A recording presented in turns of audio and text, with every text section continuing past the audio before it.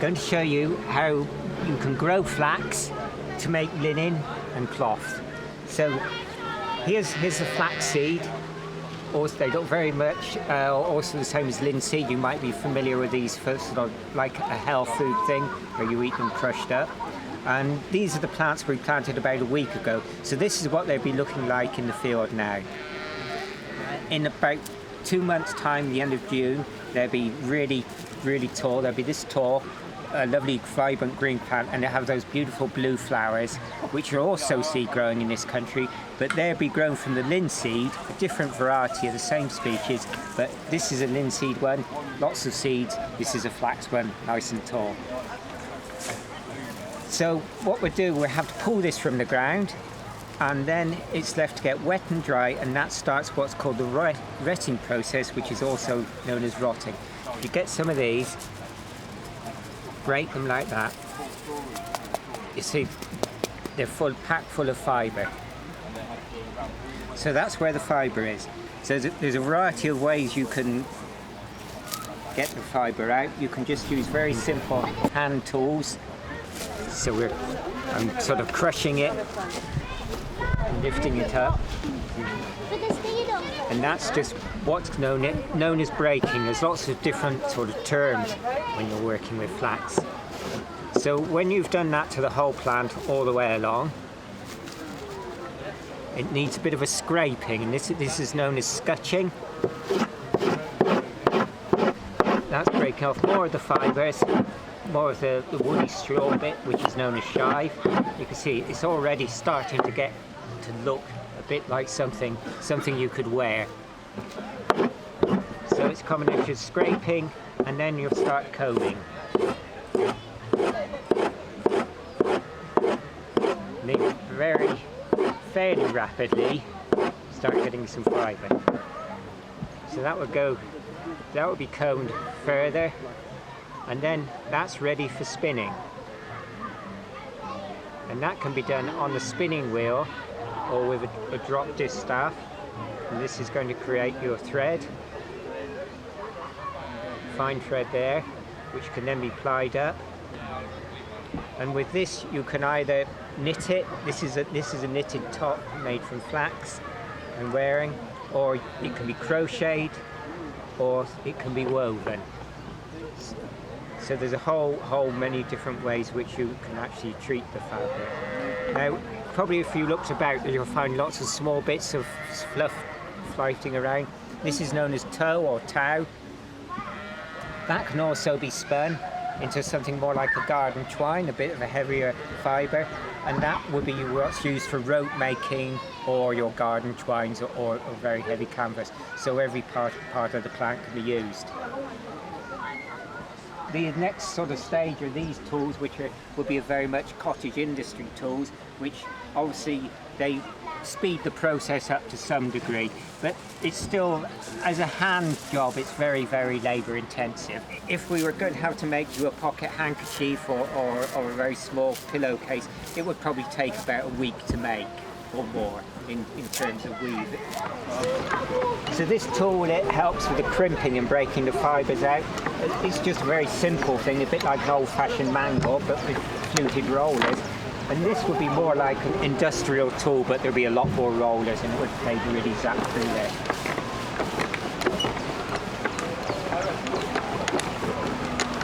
So as you can see, it's a lot quicker going on the bench. Today being a sunny day, it works really well because it is nice and dry, because being linen, it draws moisture very quickly. So this is broken, but there's still lots of shives in there which are blowing away nicely in the wind.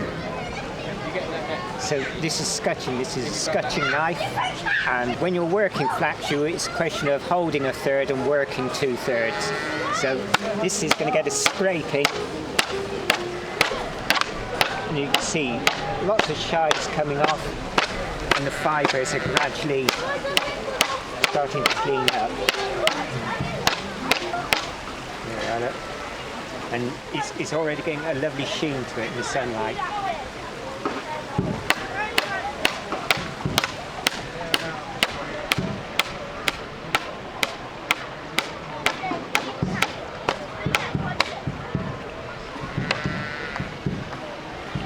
soft. So that's the scutching. There it's just a question of hackling or combing. So you start off on the very coarse combs, very much like combing tangly hair. You don't want to sort of get it stuck in the combs, you just want to let it flow through nicely and just keep working it in until it flows through.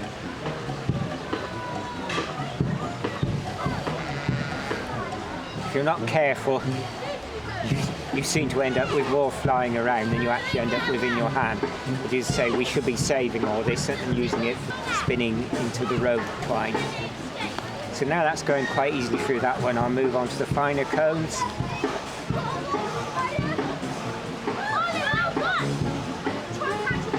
Hoping that the last few bits of straw are coming out of it, and then down to a finer comb again.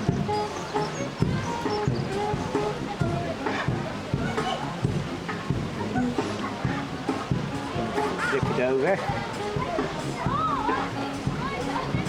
Bring the combs off. And then work the ends down again. So that now would be ready for spinning into a very fine linen thread, and this would go into your ropes. So looking for a nice open fibre. So then it's put on the distaff and back to the spinning wheel again. Anything which is called linen, which people often refer to as bed sheets, tea towels, if it's made from linen, as opposed to cotton, this is what this is, because it's a lot better fibre at wicking moisture away. So this will then be woven into make tea towels, clothing.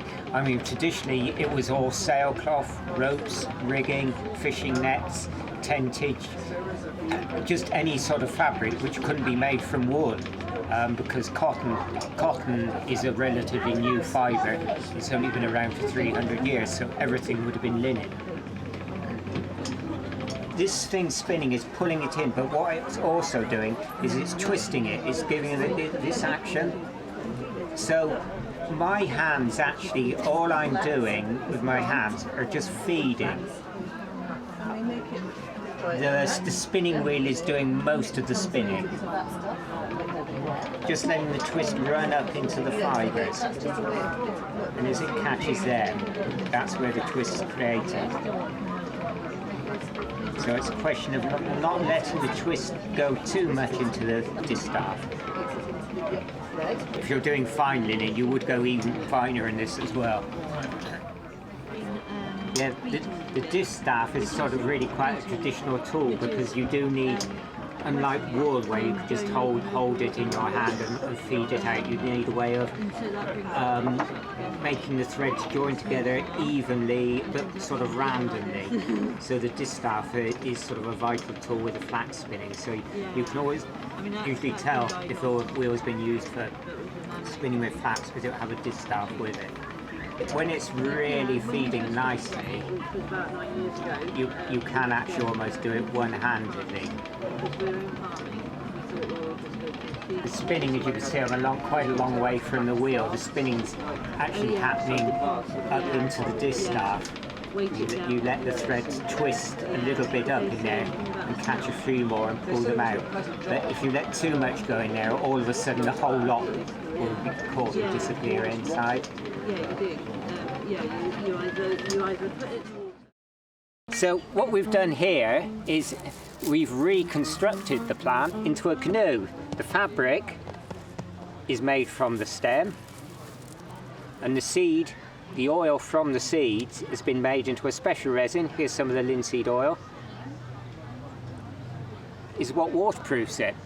So the hull of this boat is 99.9% the flax plant reconstructed, a very traditional material.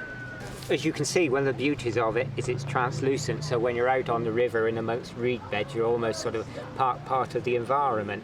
And another advantage of it being so light is that we rigged it up so you can tow it on the road, And if you've got a folding bike, when you get to the river or the lake, you would fold the bike up, tuck it inside, and off you go down the river.